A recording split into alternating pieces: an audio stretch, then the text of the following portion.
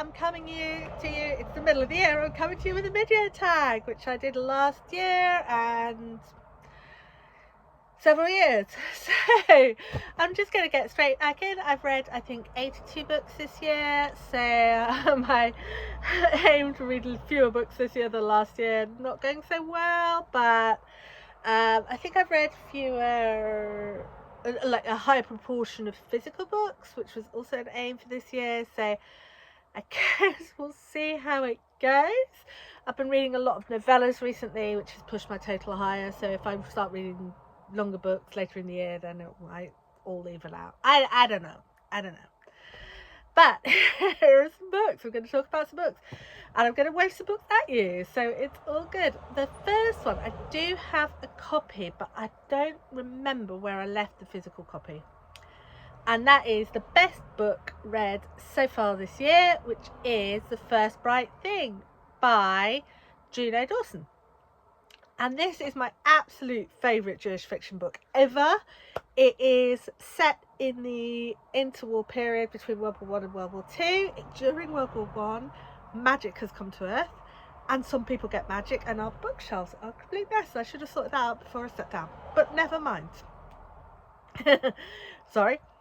So magic comes to Earth, people get magic, and then everything is a bit better for them afterwards, and it's never going to be so dreadful. But we follow an intrepid band of circus folks, all of whom have, or most of whom have, some kind of magic. And one of them can see in time, and one of them can move in time, and they see something awful coming. They basically can see World War II coming, and they're like, well, if we just kill Hitler, that's not going to work because it's still going to happen. So they're looking for a way that will actually stop it. And it's beautiful. It's really beautiful. It's really grounded in Judaism and circuses, and it's brilliant. And if that sounds at all your thing, I definitely recommend it. The First Bright Thing by Juno Dawson. Okay, favourite sequel. On the Nature of Magic by Marianne Womack. This is beautiful and queer, and it's set in Paris, and it's like an Edwardian fantasy mystery, and it's just really lovely. And look, it's so pretty. Yeah, so you don't need to have read the first one first, but it's really nice, and it's very Norfolk, and it's very evocative of place, and it's got similar characters. So if that sounds like a thing, I definitely would recommend both, but you don't need to have, if you see what I mean. Okay, new release I haven't read yet, and I've been saving it for this video, is Winter Lost by Patricia Briggs. She had a lot of stuff going on, so this book was later than anticipated, and she's been feeling really bad about that, I think, but we love it. We love you, and you're a fabulous author, and this book is going to be great, and I will get to it immediately after the end of this video, I imagine. Anticipated release for the next half of the year is that Rick Riordan has started writing Percy Jackson books again, like actually in the original Percy Jackson series. So the next one is called Wrath of the Triple Goddess, and I am super excited for it. I'm guessing it's about fate. I don't know. We'll find out. It'll be brilliant. And it's kind of weird because it comes between the Percy Jackson and the Heroes of Olympus series. So you kind of know what's coming, but you kind of don't know.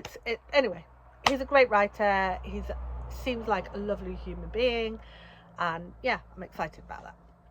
Biggest disappointment, The Witch King by Martha Wells. Now, don't get me wrong, this book was okay. There was nothing wrong with it. I didn't hate it. Because I've absolutely loved Martha Wells sci-fi, I was super hyped for it, and it was kind of like, it's alright, it's okay. So, moving swiftly on. Biggest surprise, The Sinister Booksellers of Bath by Garth Nix. Now, this was a really pleasant surprise because I've read other Garth Nix before, and just not my thing, just not my cup of tea. But this, I loved it. So I will revise my opinion and maybe go read some more. Yeah, I loved it. It's about some booksellers from Bath and around the country who have like time travel shenanigans and magic stuff going on, and there's a lot of books and shenanigans, and what's not to love. Favourite new author, Monica Blackgoose.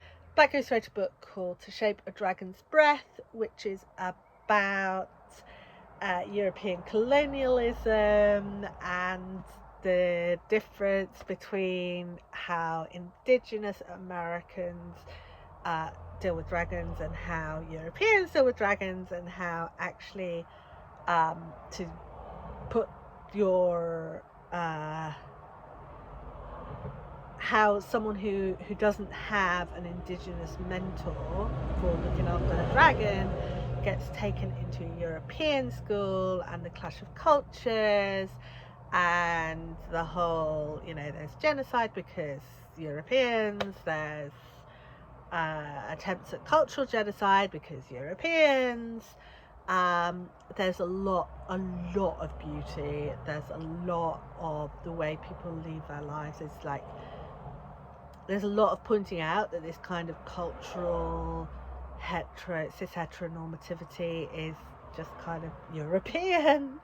But it's really, really beautifully written. I said there shouldn't be a but in there. And it's really, really beautiful written. And it's got this lovely main character and her lovely group of friends and her lovely dragon, and it's just amazing. It's wonderful. You'll love it. You'll love it.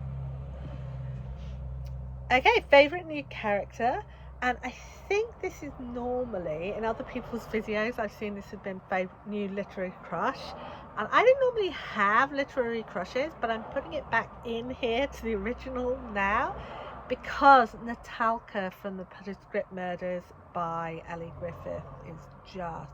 I spent most of the book going, I hope she gets with one of her potential love interests, because she makes such a great girlfriend. She's so lovely. She's so wonderful. So I think that counts, right? So this is the Harbinder Kaur mysteries, which I read the first one, I think, last year, and now I've read the second and third. And it's a police procedural with a lovely lesbian Sikh detective who she's all about family. She's got this game on her phone that she plays, which is very anyway, she's really lovely, and she meets these friends, one of whom is this Natalka, who is like a bi carer but also a mathematician, and yeah, it's great. If you like police procedurals, I'd recommend it. Book that made me cry, and this is not in the normal sense. It's Crypt by Alice Roberts, which is paleopathology. It's looking at bones to work out illness. So there's a lot of plague in this book. There's a lot of syphilis. There's a lot of hideous things going wrong to people, and I just found it quite, especially the section on syphilis, I found really upsetting. So yeah, but it's just like really people dying a long time ago. But I know it's brilliant because, Alice Roberts. Book that made me happy, Paulo Santiago and the River of Tears by Taylor K. Beggia. And this is just it's like all those epic fantasy quest books that were popular in the 80s and maybe a bit longer ago. This is like the new, modern, updated version of that.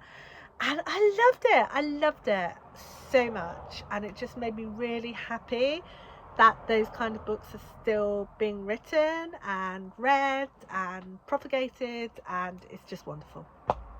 And the most beautiful book was, I think, this, To Gaze Upon Wicked Gods by Molly X Chang, which I also haven't actually read yet. But look at that, isn't it gorgeous? This is one I bought because Jiran Jay Zhao recommended it on their TikTok. If you like beautiful people talking about books in a snarky, witty kind of way, and you like particularly fantasy or romantasy, I definitely recommend Zhu and Jay Zhao's TikTok. So, and I'm looking forward to reading this book, which I haven't actually read. It's so shiny, you can't really see, but there's all this gold leaf, and it's just... With hauntingly poetic prose, Molly X. Chang spins a tale at the intersection of science fiction, fantasy, and the very real devastation that colonialism brings down on colonized peoples. So that's going to be quite a lot like the Black Goose, but I think this is YA or possibly adult. It's lovely anyway. Okay, so how about you? What do you think? And I will see you again soon. Thank you for watching. Bye.